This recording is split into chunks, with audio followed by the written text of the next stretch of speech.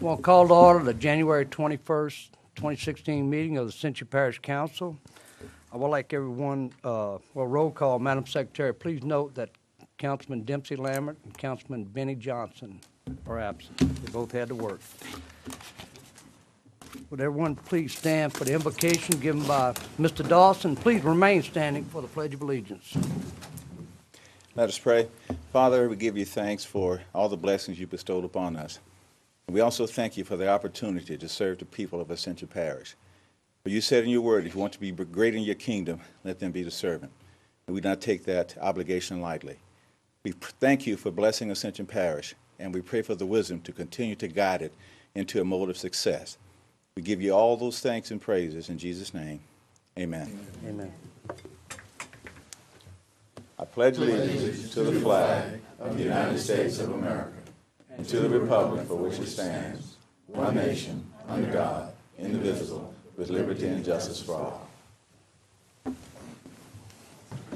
Thank you, Mr. Dawson. There'll be no chair's addition tonight. Anyone wishing to speak on an agenda item, please sign in with the secretary, and you'll be given time to speak when that agenda item comes up. We'll move into presentations. We have a presentation, Mike Hebert, LSU Ag Center, District Livestock Show Update. Mr. Mike, glad to have you here, sir. Well, I'm glad to be here. Last year, I missed my annual meeting with y'all. I was getting a new knee, but hey, it's all good now. Life is wonderful. I'm here this evening for those of you who don't know who I am. My name is Mike Hebert.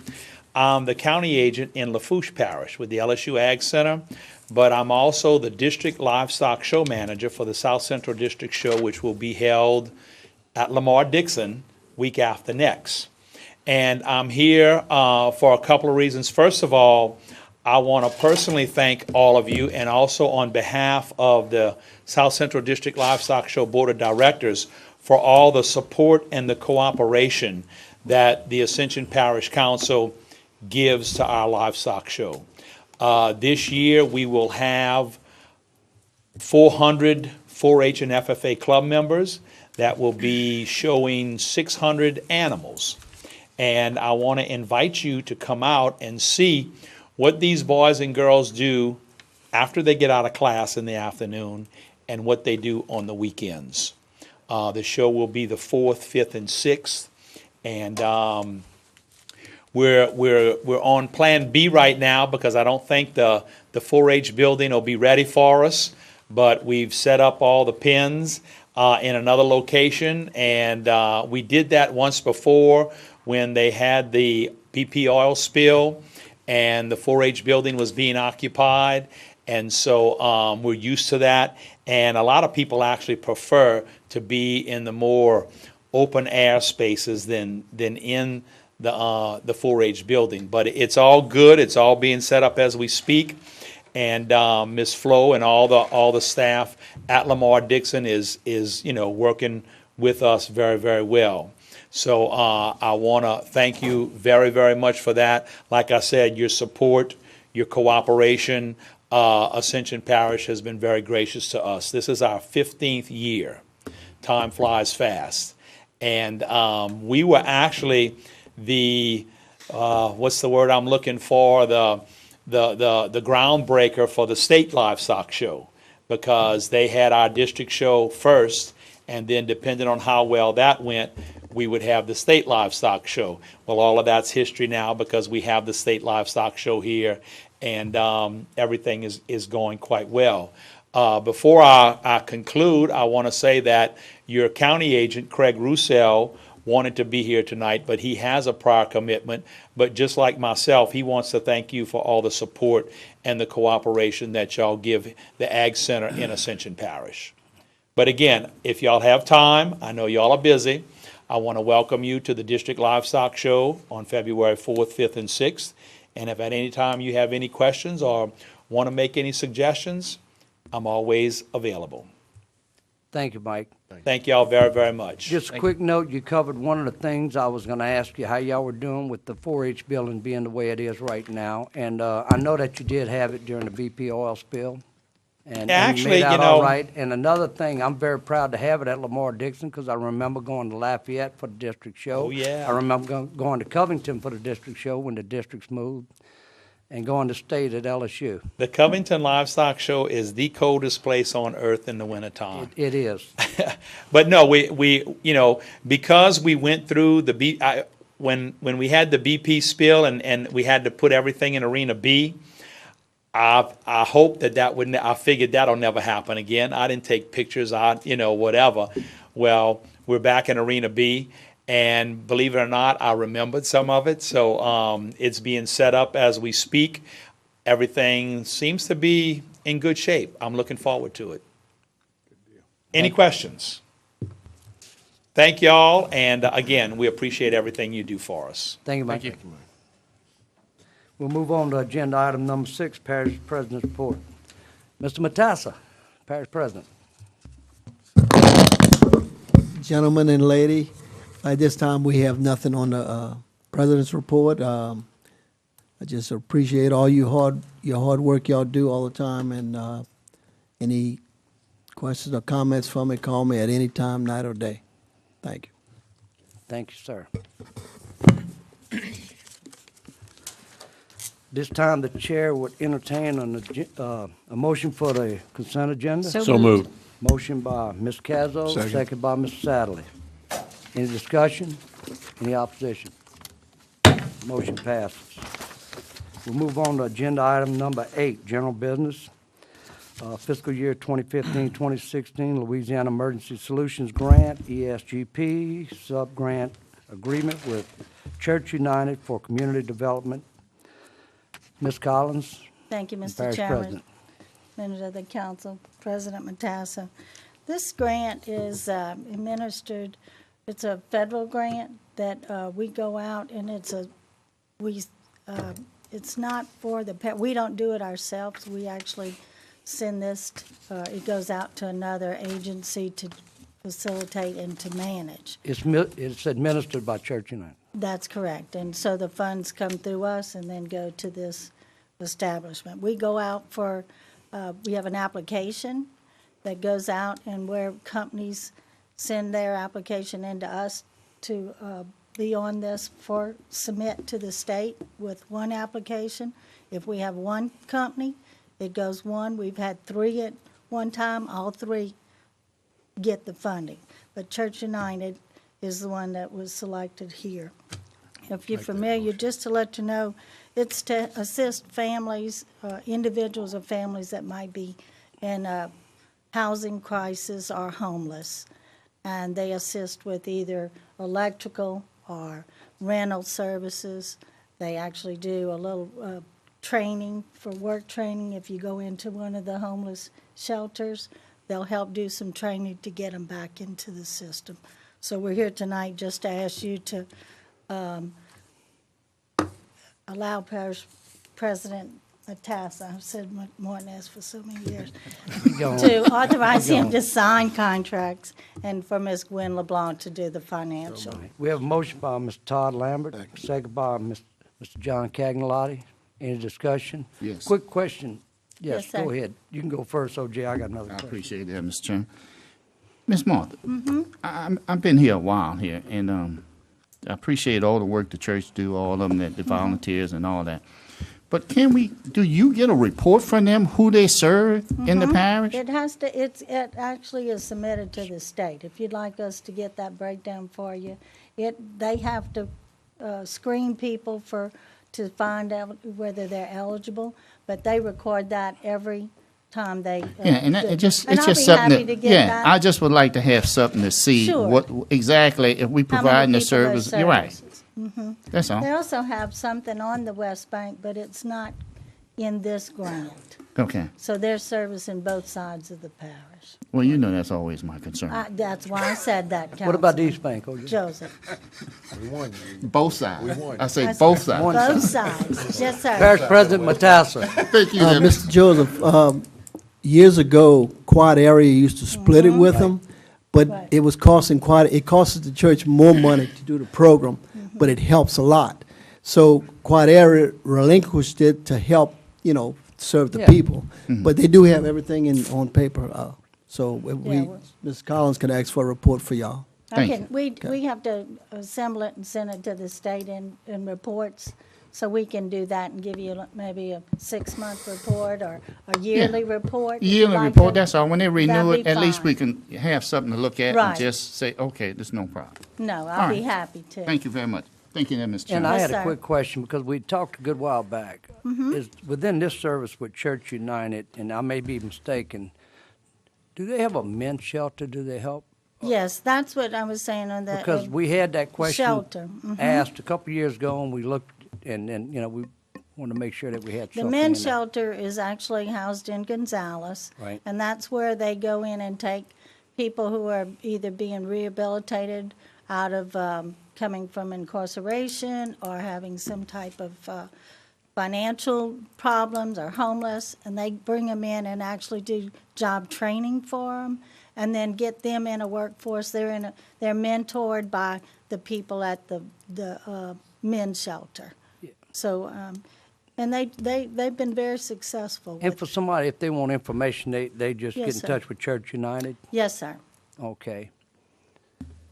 Or, I mean, we can give them a number, but basically, Yeah. it's Church United Community Development. Right. It's separate from the church, but From it is Church part United. of it.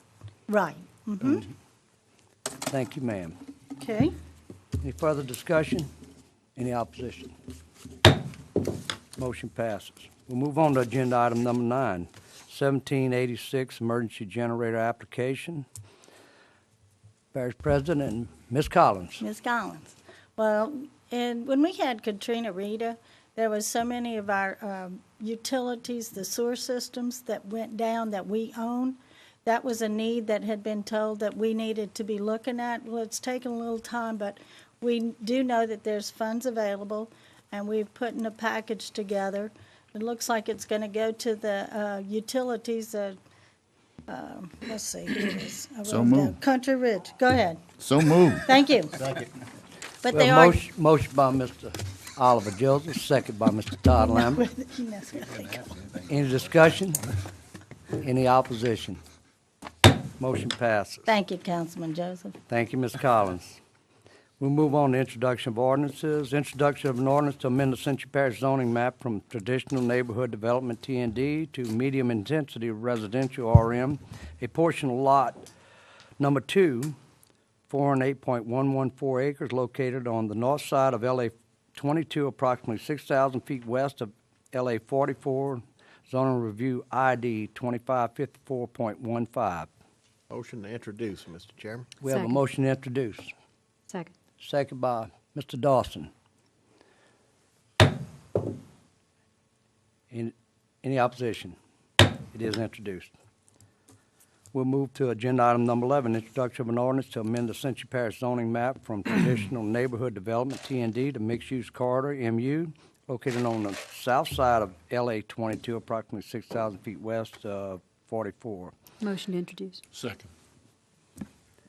A motion by Ms. Cazzo, second by Mr. Satterley, and that's zoning review ID 2556.15. Any opposition? It is introduced. We'll move to our public hearing ordinances. Reading of an ordinance, agenda item number 12. Reading of an ordinance, SR 15-08, revision to the subdivision regulations in the Unified Land Development Code, section 17-45B, preliminary plat procedure. Purpose of this Mr. ordinance is to Parrington. revise language in the subdivision regulations and appendix or the Unified Land Development Code, whereas Ascension Parish is a local government subdivision defined by Article 6, Section 44, Louisiana Constitution 1974, and whereas the Parish of Ascension is the governing responsible body within the jurisdiction. Whereas Article 6 of the Home Rule Charter of Ascension Parish adopted May 4th, 1993, identifies the process or manner to adopt ordinances regulating the lands of this parish. Whereas the code was incorporated as Appendix 4 subdivision regulations of the Parish Unified Land Development Code adopted December 17, 2009. Be it ordained that the Ascension Parish governing authority that the subdivision regulations in Appendix 4 of the Unified Land Development Code is hereby amended as follows. These changes are adopted as follows. See attachment Appendix 4 subdivision regulations, Section 14405B. And if any portion of the ordinance is ever held invalid and unconstitutional by any court of any competent jurisdiction over it, such portion shall be deemed separate, distinct, and independent provisions, shall not affect the validity of remaining portions of the ordinance. This ordinance shall be in full effect as permitted by law. The exhibits are for Appendix 4 Subdivision Regulations, Section 405B. The ordinance have been submitted to a vote. The vote thereon was as follows. Motion to open the public hearing, Mr. Chairman. Motion to open public hearing by Mr. Todd Lambert. Second. Second by Mr. Aaron Lawler. Motion to close. Second. Motion to close by Mr. Sadler, second by Mr. Cazzo. Chair would entertain a motion to move the ordinance. So moved, Mr. Chairman. Second. Motion by Mr. Todd Lambert, second by Mr. Cagnotti. Any discussion? Mr. Dawson, if, I would like to ask Mr. Compton to come up and kind of explain what we got here. Great. Ricky, can you come up and explain what we, what's the need and what we're trying to achieve and what the changes are? Yes, sir. This change revises the subdivision regulations for the deadline of submittal of an item to the planning department before a hearing at the planning commission. This extends the deadline to the maximum allowed by state statute, which is 60 days, to give the parish staff more time to review applications prior to a hearing before the commission. What is the need? I mean, why couldn't we do it any other time? I'm just asking. We're understaffed and overworked. We're getting That's the answer. entirely too much development pressure, and we don't have enough people to do adequate reviews in a That's what we're quick looking for. fashion, And I'm sure the review takes a while, time-wise. particularly for traffic and drainage. Let me ask you this. Is the caliber of information being turned in by the engineering firms, is it up to par? I mean, I can't personally. do we have guidelines that actually, that they got to deliver this, and is that something that we got to work on? I'm just asking. I think that that's all part of the problem, is when a submittal comes in and it's inadequate, and, typically a drainage or a traffic study that has 14 or 15 comments, to me, is inadequate. Well, when we review the plats are, 2 or 3 comments. There's, they know how to do that.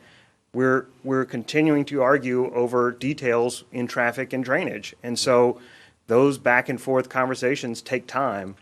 And, we're currently talking about how do we revise the drainage impact study and the traffic impact studies to address maybe a greater conceptual, 30,000 foot level for the preliminary plat. And then as we get into the construction plan process, you nail down the specifics for a drainage study. Now, a traffic study, you're not going to change. It's generating so much traffic.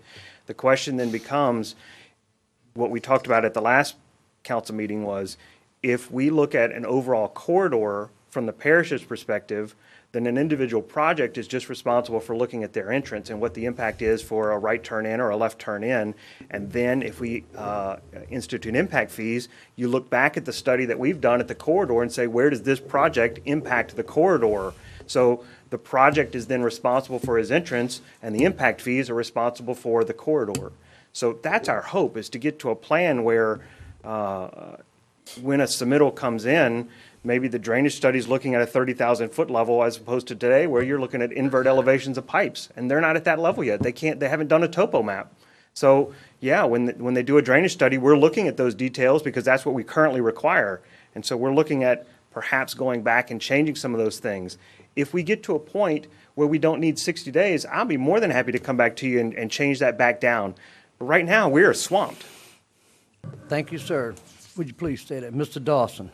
Yeah, Ricky, I talked to you earlier during the week, or really we had emailed, and, as I read this, I see that the 35-day period, there's really nothing to anchor that. I mean, what it says is, it says 35 days prior to a regularly scheduled meeting. Then, when we changed it, we just changed that to 60 days. So to me, it's not clear. I mean, when does the 35-day, what meeting are you referring to?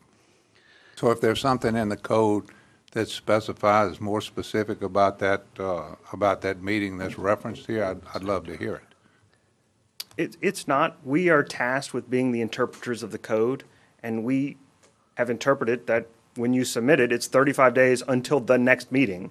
And if you don't meet that 35-day deadline, we put you on the following meeting after that. And no one's ever questioned that, ever. Well, just my opinion, if we're in the process here of revising this, it should be clear. If somebody reads this, if somebody walks in and reads this, they should understand it. Additionally, I have the same concerns that Mr. Cluart does about the condition of the submittals. And it's my appreciation that that's when the clock starts ticking on the 60-day clock when you receive that submittal. So, what I'm hearing and also in your response tonight is that the drainage plan could be insufficient, perhaps the drainage study could be insufficient, the traffic study could be insufficient, and then that puts us under the gun that we start the 60-day clock and we have to remediate that in 60 days. So I'm curious as to why we can't put more specifications on what has to be submitted so that when this 60-day clock starts ticking, that we actually have a document that we can approve.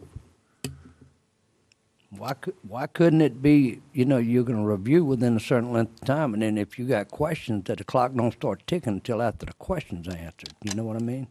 That's a state statute issue. If I the state understand statute the state is from the statute date it's submitted, Is the time and frame. we take it as the date that the full, complete package is submitted. We're not reviewing it at that instant that it's submitted to make sure it's a 100% plan or a Sure, 60% I plan. understand. We are responsible for taking the application, and at that point, the clock starts ticking by state statute. I said at the commission meeting, if something has 14 outstanding comments, deny them and make them come back next month. We'll recharge them all the fees, and, they'll start getting it right quicker. The argument's going to be they have a philosophical difference with how the drainage ordinance is being interpreted, or a difference of opinion with DOTD, with what the traffic issue is going to be. And, we're communicating between the developer and the engineer and DOTD and trying to get all these answers, and they're just not coming in that 45-day window. Do I think 60 days solves the problem? No, but it helps. Well, I guess still the question is that, is there something, maybe Mr. Parrington can shed some light on this. Is there something that we can do to be more specific about the drainage study and the traffic study, to where the submittal is not complete until those are up to standards? I know we have standards on the plat. I read, a page full of standards on the plat. I only saw a paragraph on the drainage study and the traffic study. You could change the ordinance, but that requires an ordinance to say that the drainage study and the traffic study must be completed and accepted before you can submit your plat. That's one way to do it. Instead of that would be, you'd have to add more steps to the procedure. That's an alternative that you could do, because you have the right to set those laws. I don't know I'm not an engineer, I can't tell you how that works out, but you could make that you could make that an ordinance to say it's got to be approved before you can submit your plat for approval. So you're saying we got to make changes on our end because we ain't getting around that 60 days, right? There's no way to get around the 60 days. Once it's submitted, state law says if you don't act on it within 60 days, it's approved. Question, when you say once it's submitted. Wait, sir, the chair will recognize you at the time. So, Ricky, is that something feasible to get some good studies before the clock starts ticking? I'm just asking you. You don't got to do it at the end of the day. Listen, you and staff. it's all feasible.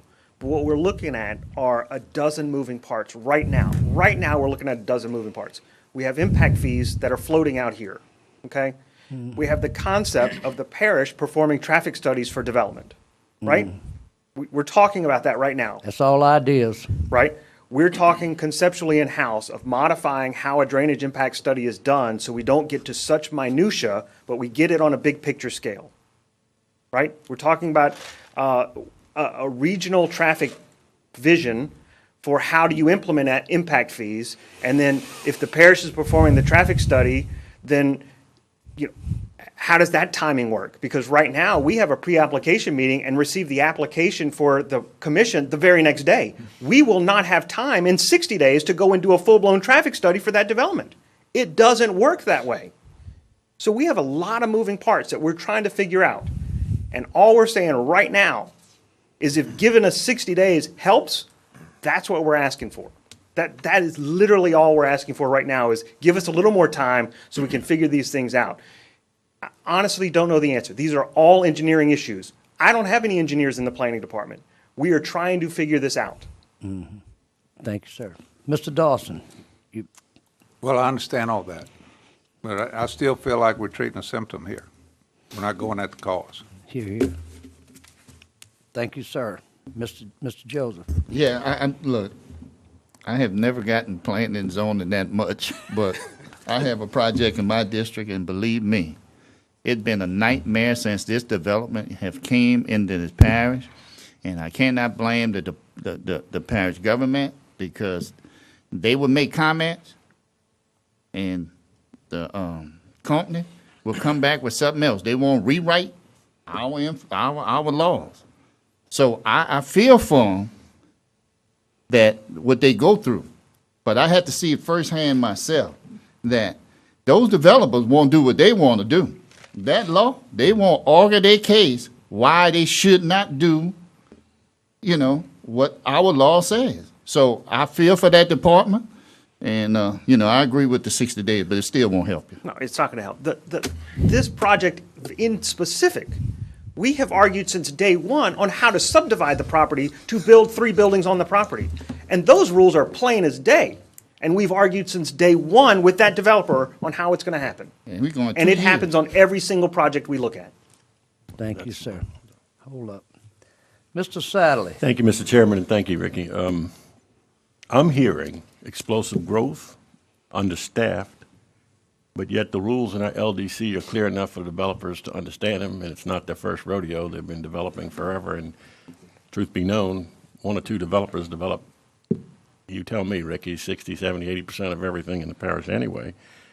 Yet, and we've even given money to try to remedy this, to hire more staff at the council level, and now we're talking about adding to that to 60 days. What concerns me, and I think Councilman Joseph sort of alluded to this in his comments moments ago, is that we continue to get 12 or 15, your words, Mr. Compton, questions by staff, and then we get this going back and forth with it, which is causing problems on both sides. I know if I ask you what's causing the 12 or 15 questions, you're going to tell me you can't speak for the developers, and I would understand that and respect it. But it just seems to me more complete applications ought to be turned into this parish at this stage for us to be able to do our job.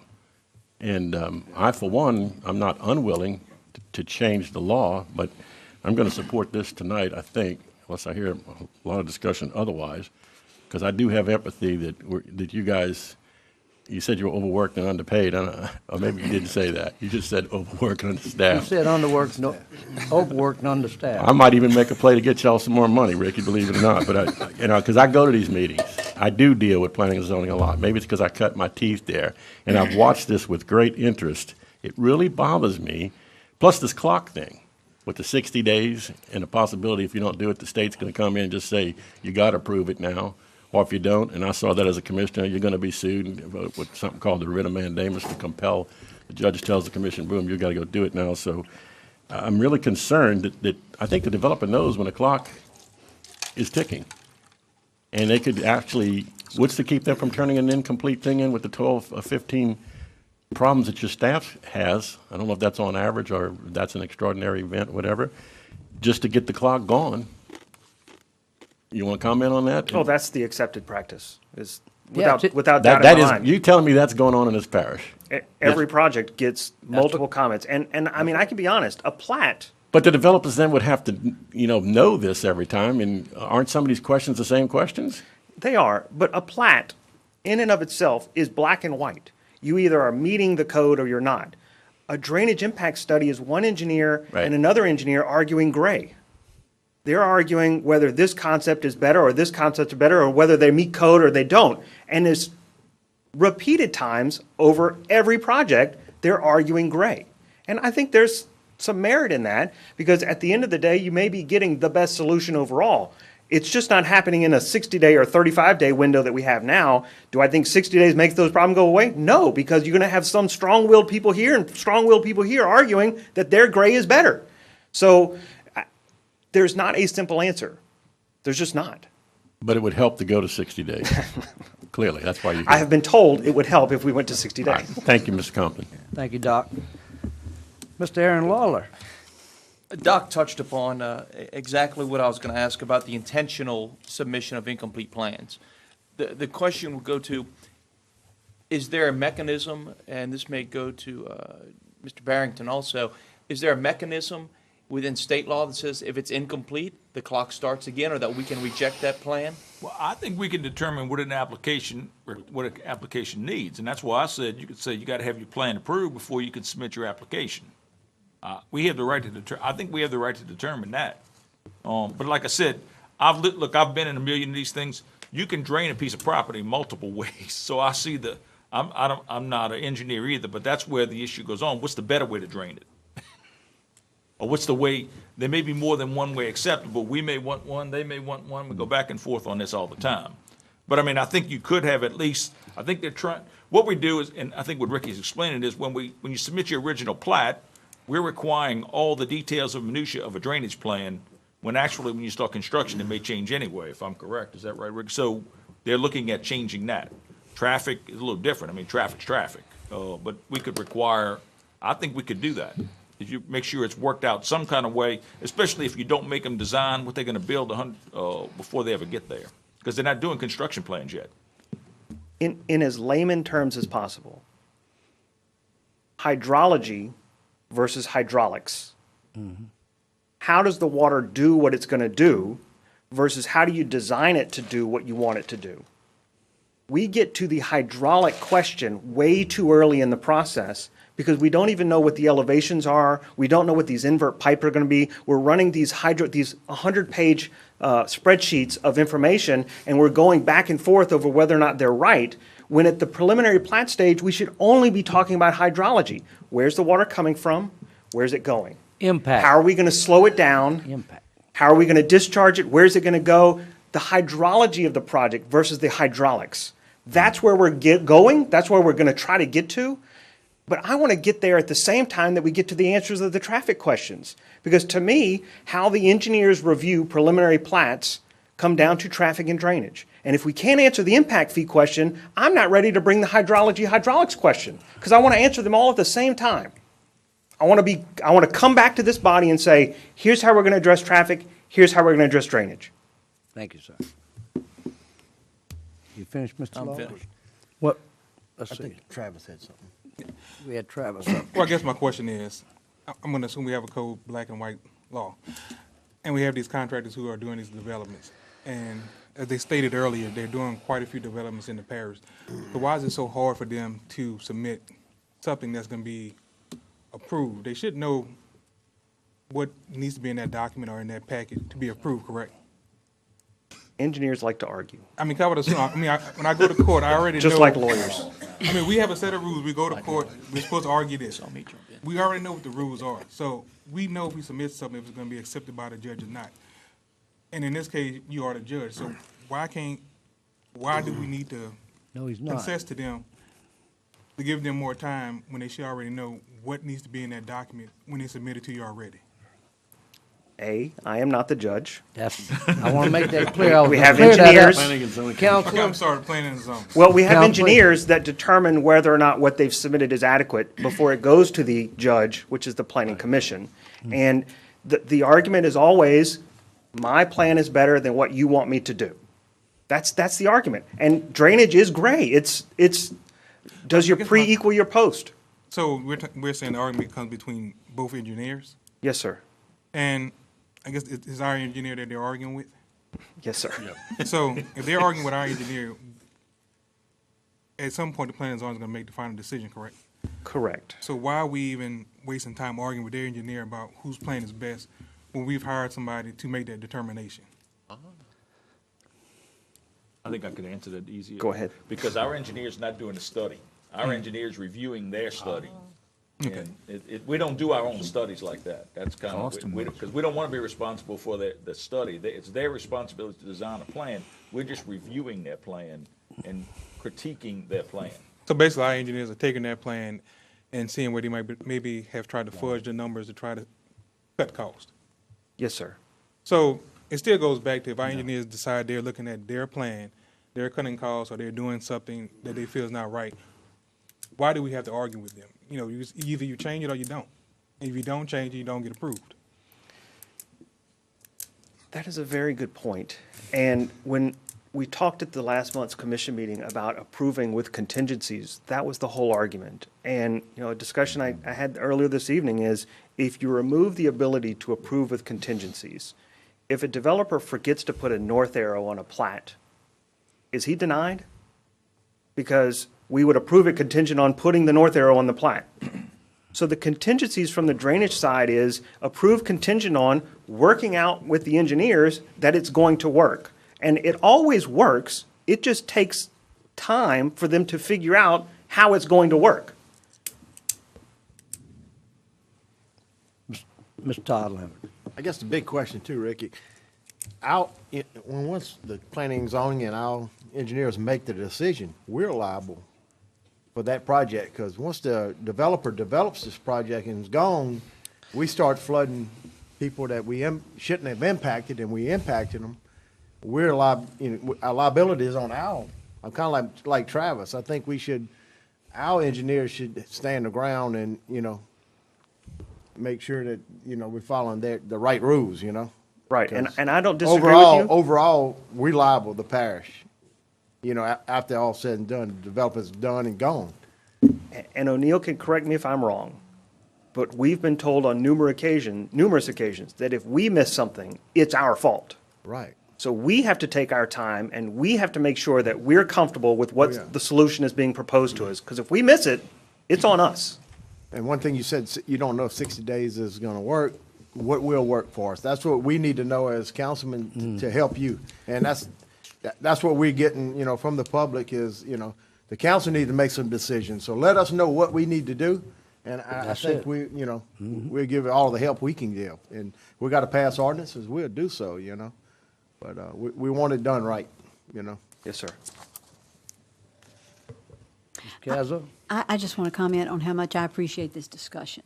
I have obviously already learned a lot, and it's amazing to me how well Ricky can articulate in layman's terms the work that he has to do in his department and the engineers have to do, and I want to thank you for that. And certainly I appreciate these gentlemen, the questions they've asked. And I think Mr. Dawson has something he wants to add and has been trying to at some point. We're going to let Mr. Cagnalotti have a turn, man. Yeah. Thank you, Mr. Chairman. Basically, we could probably discuss this from hours on end, but if you're asking for 60 days and that'll give you some relief, I think it behooves us to listen to what he's asking for. And I'm 100% honest when I say if we get to a point where we've discussed hydrology and hydraulics and traffic and impact fees and studies, and we can do this back down to 35 days and get back down to a reasonable review period, I will be back before this council reducing that time as soon as it makes plausible sense. Thank you.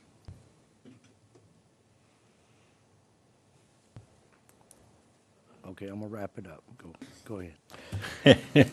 I've been cautioned to wrap it up, rack it up. There's that Freudian slip again. Ricky, you opened a can of worms a minute ago by stating that you have talked to and I've heard you talk to them, the Planning and Zoning Commission, Planning Commission in this case, about approval with contingency. As our planning director, what is your opinion of that practice? Is it consistent with our land development code? Or when I read the words in there that the approval is supposed to be an up or down, accept or deny vote, what's your opinion of that? I'm honestly going to defer to our legal counsel because, in my opinion, you can't get rid of contingencies because a family partition, we approve those every time with a contingency. Every family partition has a contingency. So every single one of them. Do we need to change our ordinance there? To me, no one's ever argued it until the people 30 days ago. The people are now, and you know that. But I know that they're arguing it, but to me it doesn't make sense because there's something that they're needed. Yeah, I'd like to hear what Mr. Parrington has to say. Well, I think we hit it on a point when Ricky was talking about it. I think it's legal to approve it with contingencies because the contingencies that we're approving it with are resolving a drainage plan that may change anyway in the construction plan. Because that's exactly what he said. We require such a detailed drainage study that when construction's done, it may have to be changed anyway. So if you said it, if you had to start over and over and over and again, it's that way. As long as it's contingent upon reasonable, professional, reasonable expectations, approval of a drainage plan is always going to have some contingencies as you go along. If you sit in that administrative office, there's meetings all the time trying to work out drainage. Traffic, I saw the meeting the other night. Well, the state said you got to put a sign up when you reach a point. You can't tell the state what to do. So that had to be a contingency of the project. So I think, yes, I think contingency is illegal. You're approving it contingent upon these things. If it's never done, it's down. If they're done, it's approved. And the second can of worms would be then, if it's, and I'm hearing that it is legal and appropriate to do approval with contingency, how are we assured before I guess it would be the chairman of the planning commission signs the final plat, that let's say the contingency is a lack of a complete drainage impact study is actually now complete and done? I mean, public comment is no longer an issue. We don't get in any trouble there because it's it's a contingent preliminary upon. plat. We're approving the preliminary plat. So when it comes to the final plat, they would have a chance to come forward and at that point and agree or disagree that it's complete, or The contingency is just trying to protect generally- the public. is generally put on to the project by the engineering department. If that developer submitted the construction drawings, which is the next step, Right. and he hasn't resolved the contingencies, the same department reviews the construction drawings. They're not going to review the construction drawings until these other issues have been resolved. It's not like I'm a 100-man staff and there's 50 guys over here doing one thing and 50, it's 2 people. And all that has to occur in 60 days. No, sir. No, so the final, once the preliminary is done, the clock resets to indefinitely? Once they've had their public hearing, the clock is done. Okay, The 60 days is just for a public hearing before the commission to make a decision. okay. So it could be months and months later before the final plat is? Months and months. And that's Years. happened many a Okay. time. Okay. I wanted that in the record so the public can hear it, because I get that question a lot. Thank you, Doc. Thank you. Just to wrap it up, I've sat in front of the Planning and Zoning Commission and in front of you guys, and you know, I'm allow some latitude for the parish president and administration, but the fact is that I would like to see, it was bad that we've got a set of professional guys volunteering to work on the Planning and Zoning Commission, spend half the meeting talking about what's legal and what's not legal, instead of whether something's good for the neighborhood or good for the parish. And then looking at your reviews, you know, and talking about it. I don't see us getting out of the contingencies right now. We can go try to change state law at some point, but, you know, some things got to be contingent, I'm sure. But if you need more time, and that's what you're asking for here tonight, then we need to take a look at your staff and look at your workload and whatever. And it may just be the times that's driving it. Parish President, you good? Mr. Dawson.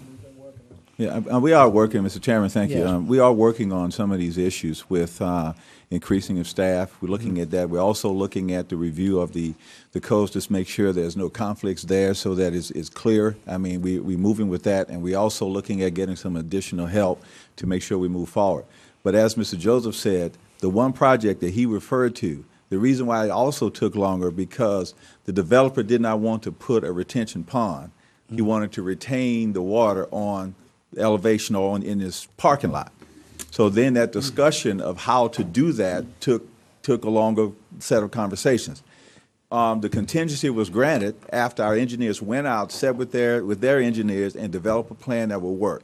So sometimes it takes longer because we are having, it's not just reviewing the plans, it's having meeting after meeting with the opposite engineer, going out to the site, trying to figure out a plan. So we are moving forward, and I think that in the near future we will have some greater things to come to this body with that I think you would agree that would help us solve the issue. Thank you, sir. Appreciate all you guys and lady for the good comments and the good dialogue. And Ricky, we can see you need some help. Any further discussion? Any opposition? Motion passes. We'll move on to agenda item number 15. Reading of ordinance ZT 15-11, revisions of the zoning tables in the Unified Land Development Code, Appendix 1. Mr. Parrington.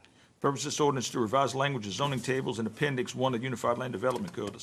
Whereas Ascension Parish local government subdivision defined by Article 6, Section 44, Louisiana Constitution 1974. And whereas the Parish of Ascension is the governing and responsible body within the jurisdiction.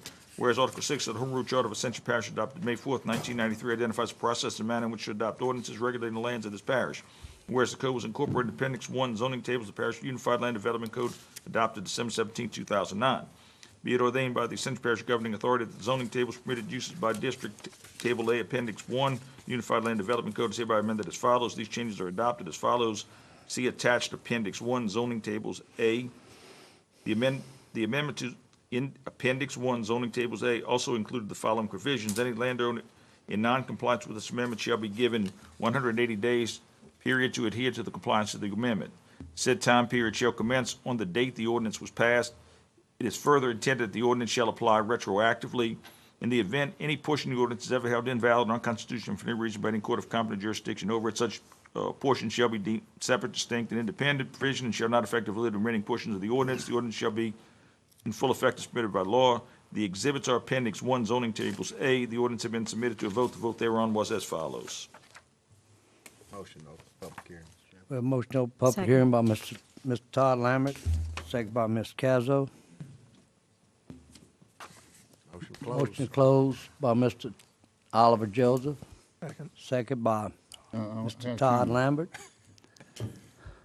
Chair would entertain a motion. Motion, Mr. Chairman. We have a motion by Mr. Second. Todd Lambert, second by Mr. Cazzo. Discussion, Mr. Joseph.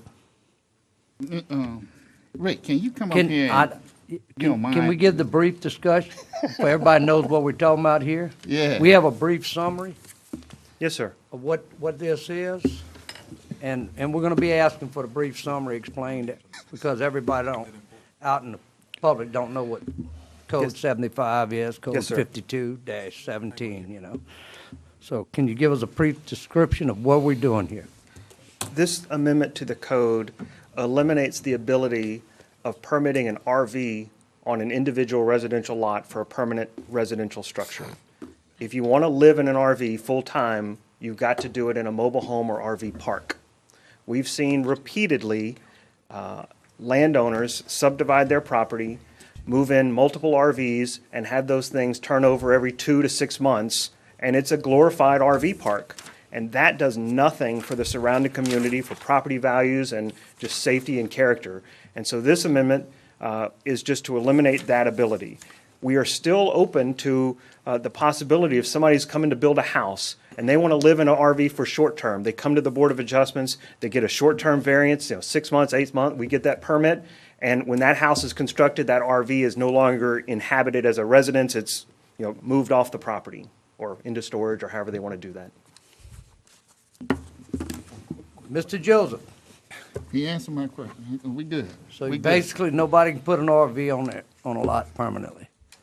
Yes, sir. Okay, that's it. Mr. Todd What Lambert. about pre-existing that's there already? Is it? So is that a we're not going to grandfather there? actively go out and evict people living in RVs. But the code that we've been under has been you have to re-permit them every 6 months. When this is engaged after whatever the time frame was, we're not going to do that anymore. They will not be re-permitted after that expiration date. So there won't be any temporary permits handed out? Correct. 6 months is a temporary permit. I got it.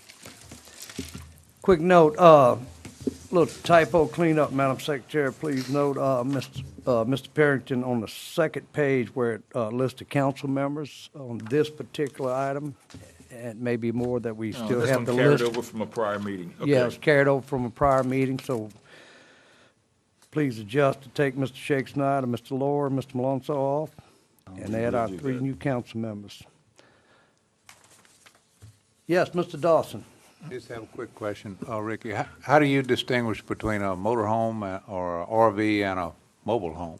A mobile home is licensed by the HUD. An RV is not. So it's in the title, there's something that distinguishes. An RV is considered a moving vehicle. It's, licensed for the road. A mobile home is not.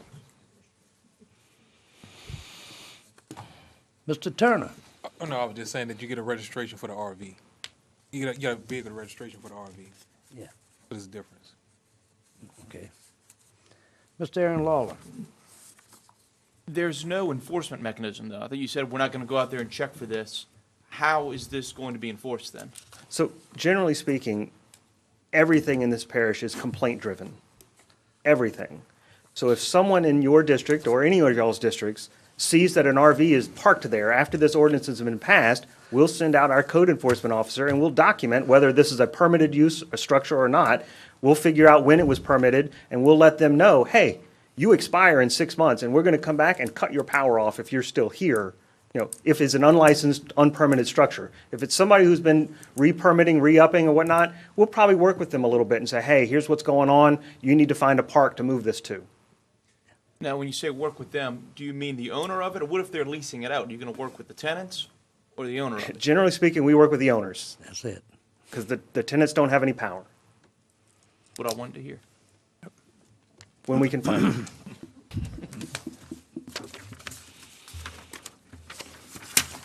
Any further discussion?